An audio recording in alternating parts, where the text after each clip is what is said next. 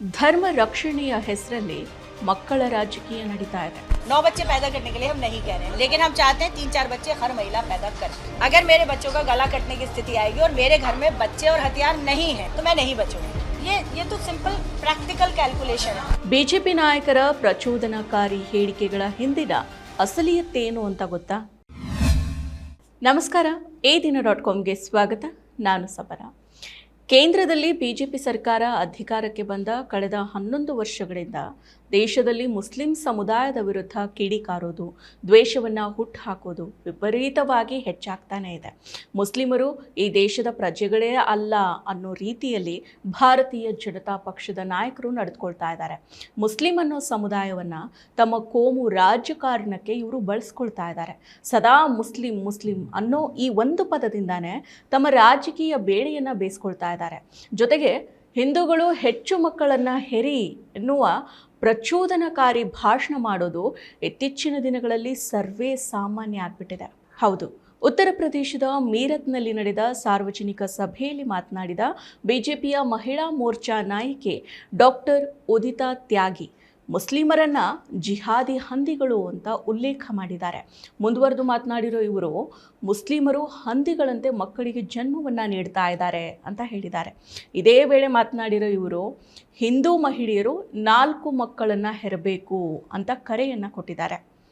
ಇದನ್ನು ಸಮರ್ಥನೆ ಮಾಡಿಕೊಂಡಿರೋ ಇವರು ನನ್ನ ಮನೆಯಲ್ಲಿ ಮಕ್ಕಳಾಗಲಿ ಅಥವಾ ಆಯುಧಗಳಾಗಲಿ ಇಲ್ಲದಿದ್ದರೆ ನಾನು ಬದುಕುಳಿಯೋದಿಲ್ಲ ಅಂತ ಹೇಳಿದ್ದಾರೆ. ಸದ್ಯ ತ್ಯಾಗಿ ಅವರು ಮಾತನಾಡಿರೋ ವಿಡಿಯೋ ಸಾಮಾಜಿಕ ಮಾಧ್ಯಮದಲ್ಲಿ ವೈರಲ್ ಆಗಿದೆ. ವ್ಯಾಪಕ ಆಕ್ರೋಶ, ಟೀಕೆಗೂ ಕೂಡ ಇದು ಗುರಿಯಾಗಿದೆ. 9 बच्चे पैदा करने के लिए हम नहीं कह रहे हैं, लेकिन हम चाहते हैं 3-4 बच्चे हर महिला पैदा कर. लालू यादव हमारे आइडियल क्यों होंगे और किस बात के लिए होंगे, आप मुझे वो बताइए. क्या एजेंडा बता रहे हैं? अगर मेरे बच्चों का गला कटने की स्थिति आएगी और मेरे घर में बच्चे और हथियार नहीं है तो मैं नहीं बचूंगी. ये तो सिंपल प्रैक्टिकल कैलकुलेशन है. सामने वाले जिहादी सुअर जो सुअरों की तरह बच्चे पैदा कर रहे हैं वो है और कौन है? इसमें आपको और कितनी क्लैरिटी चाहिए? ಹಿಂದೂ ಮಹಿಳೆಯರು ಹೆಚ್ಚು ಮಕ್ಕಳನ್ನು ಹೆರಬೇಕು ಅಂತ ಹೇಳಿಕೆ ಬರ್ತಾ ಇರೋದು ಇದೇ ಮೊದಲೇನೂ ಅಲ್ಲ.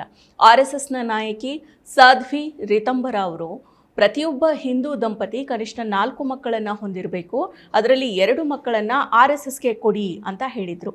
ಸ್ವಾತಂತ್ರ್ಯ ಹೋರಾಟ ಒಂದು ಕಥೆಯಲ್ಲ, ಮರೆಮಾಚಿದ ಹೋರಾಟಗಳ ಅನಾವರಣ. ಭಾರತದ ಸ್ವಾತಂತ್ರ್ಯ, ಕರ್ನಾಟಕದ ಏಕೀಕರಣ ಒಂದೇ ಹೋರಾಟದ 2 ಮುಖಗಳು. ಜೈ ಹಿಂದ್, ಜಯ ಕರ್ನಾಟಕ ವಿಶೇಷಾಂಕ ಈಗಲೇ ಓದಿ ಹಂಚಿಕೊಳ್ಳಿ. ಇನ್ನು ಭಾರತ ಹಿಂದೂಸ್ಥಾನ ಆಗಬೇಕಾದ್ರೆ ಎಲ್ಲ ಹಿಂದೂ ಹೆಣ್ಣು ಮಕ್ಕಳು ಕನಿಷ್ಠ 4 ಮಂದಿ ಪುತ್ರರನ್ನು ಪಡಿಬೇಕು ಅಂತ ಮಹಾಮಂಡಲೇಶ್ವರ ಸ್ವಾಮಿ ಪ್ರೇಮಾನಂದ ಮಹಾರಾಜ್ ಹೇಳಿದರೆ, ಹಿಂದೂ ಧರ್ಮ ರಕ್ಷಣೆಗಾಗಿ ಹಿಂದೂ ಮಹಿಳೆ 4 ಮಕ್ಕಳನ್ನು ಹೆರಬೇಕು ಅನ್ನೋ ಮಾತನ್ನು ಹಲವು ಬಿಜೆಪಿ ನಾಯಕರು ಹೇಳಿದ್ದಾರೆ. ಶ್ರೀರಾಮ್ ಸೇನೆಯ ಪ್ರಮೋದ್ ಮುತಾಲಿಕ್ ಅವರು ಹಿಂದೂ ಧರ್ಮ ರಕ್ಷಣೆಗಾಗಿ ಹಿಂದೂ ಮಹಿಳೆಯರು ಹೆಚ್ಚು ಮಕ್ಕಳನ್ನು ಹೆರಿ ಅನ್ನೋ ಕರೆಯನ್ನು ಕೊಟ್ಟಿದ್ದಾರೆ. ಇದು ಇತ್ತೀಚಿನ ದಿನಗಳಲ್ಲಿ ಸರ್ವೇ ಸಾಮಾನ್ಯ ಆಗಿಬಿಟ್ಟಿದೆ. ಇಲ್ಲಿ ನೇರವಾದ ಒಂದು ಪ್ರಶ್ನೆ, ಹಿಂದೂ ಮಹಿಳೆಯರು ಇಷ್ಟು ಮಕ್ಕಳು ಹೆರಿ ಧರ್ಮ ರಕ್ಷಣೆಯನ್ನು ಮಾಡಿ ಅಂತ ಹೇಳೋ ಈ ಬಿಜೆಪಿ ನಾಯಕರು ಪ್ರಮೋದ್ ಮುತಾಲಿಕ್ ಹಾಗೆಯೇ ಈ ಸ್ವಾಮೀಜಿಗಳು ನೀವು ಎಷ್ಟು ಮಕ್ಕಳನ್ನು ಮಾಡ್ಕೊಂಡಿದ್ದೀರಿ?